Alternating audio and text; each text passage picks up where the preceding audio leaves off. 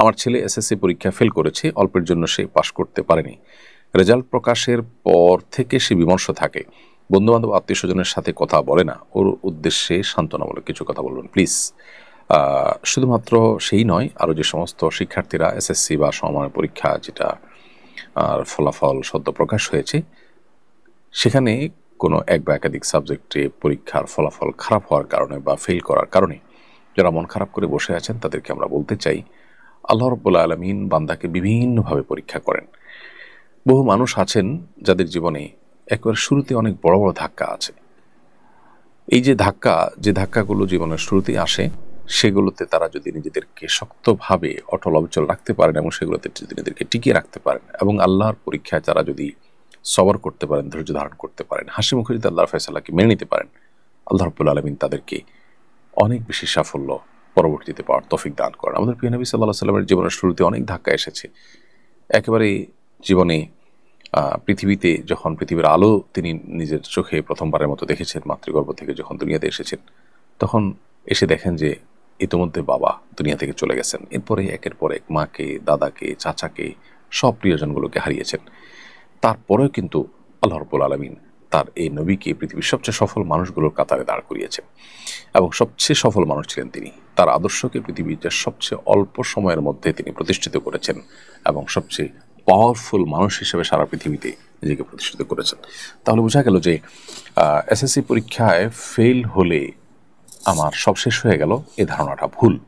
এটা শয়তান আমাদের মধ্যে সৃষ্টি করে এবং আমাদেরকে নিরাশ করে দেয়। আমি বিনয়ের সাথে বলতে চাই, যারা এরকম পরিস্থিতির মুখোমুখি হয়েছেন তারা যেন সবর করেন, তারা যেন আল্লাহর উপরে ভরসা রাখেন। বহু মানুষ আছে এসএসসির রেজাল্টে অনেক বেশি খুশি হয়, পরবর্তীতে তাদের আর খুশি হওয়ার মতো উপলক্ষ আসে না।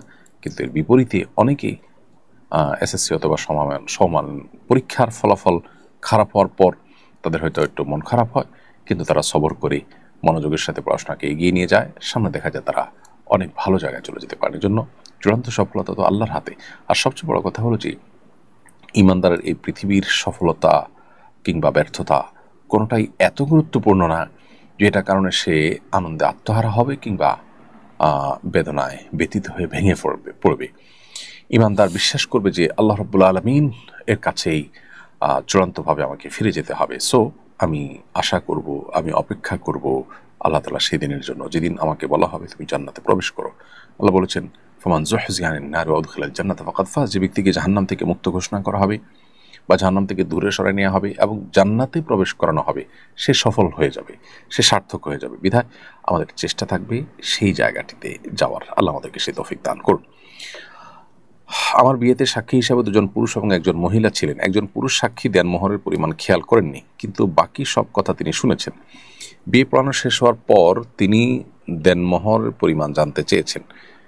প্রশ্ন হলো, আমার বিয়ে শুদ্ধ হয়েছে কি না। তিনি বিয়ের একটা অংশ শোনেননি।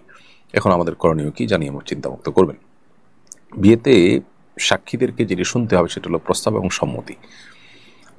পাত্র এবং পাত্রীপক্ষের প্রস্তাব এবং সম্মতি, এই দুটি জিনিস যদি শুনতে পান সাক্ষীরা, তাহলে সেটাই বিবাহ বিশুদ্ধ হওয়ার জন্য যথেষ্ট।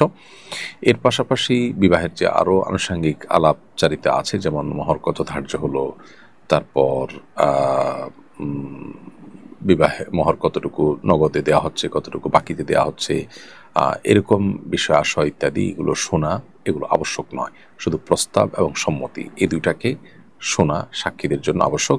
সে যদি শুনে থাকেন তাহলে সেক্ষেত্রে আনুষঙ্গিক কথা না শুনলেও বিবাহ বিশুদ্ধ হয়ে যাবে। এমনকি মহর যদি কোনো কারণে আগদের সময় উল্লেখ নাও করা হয়, তারপরে কিন্তু বিবাহ বিশুদ্ধ হয়ে যায় এবং মহর অটোমেটিক ধার্য হয়ে যায়। মহরের মিছিল বা এ ধরনের মেয়েদের তাদের পরিবারে যে পরিমাণ মহর হয়ে থাকে ওই পরিমাণ মহর অটোমেটিক ধার্য হয়ে যায়।